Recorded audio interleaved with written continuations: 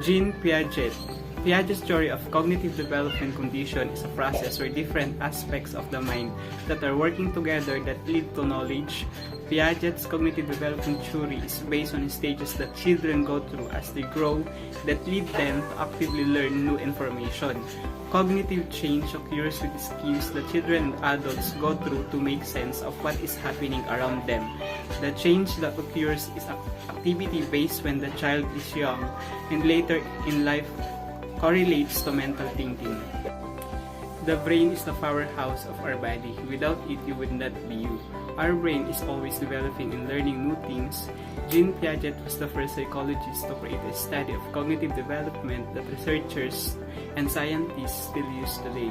Piaget's cognitive theory includes the 4 stages of cognitive development from birth to adulthood.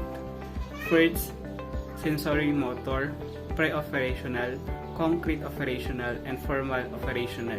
These stages include thought, judgment, and knowledge. Lev Vygotsky theory. Vygotsky's theory of cognitive development is relevant to social work practice.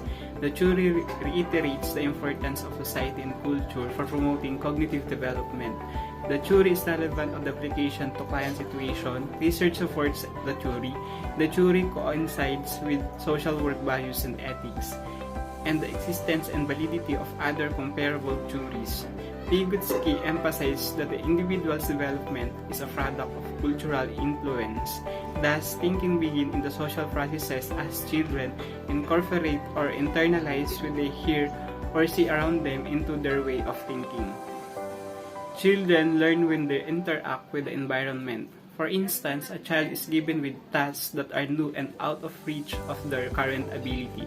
These tasks are the things that a child can almost do for themselves but they still need help from others to accomplish. Jerome Bruner theory. The theory of cognitive growth of Jerome Bruner concentrated on the role of innate mental abilities along with social and physical environment and experiential factor in contrast to Piaget. He underlines the crucial role of language and impact of culture constant on intelligence development, while Piaget ignores the external factors in analyzing the cognitive growth of children. Bruner places great emphasis on the child as a social being and children competencies that are greater than Piaget theory leads used to believe. Bruner's theory based on the mood of human organization or the way a child uses his mind. The system of Bruner encompasses a more narrow age limit and is applicable to infancy and childhood. Howard Gardner theory. Howard Gardner is a development psychologist best known for this theory of multiple intelligences. He believed that the conventional concept of intelligence was too narrow and restrictive and that measures of IQ often miss out on other intelligences that an individual may possess. According to this theory, Gardner believed people have multiple different ways of thinking and learning. He has identified and described 9 different kinds of intelligence.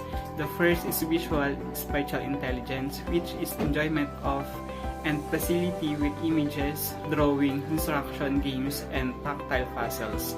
The second is linguistic verbal intelligence, which involves sensitivity to spoken and written language, the ability to learn languages, and the capacity to use language to accomplish certain goals.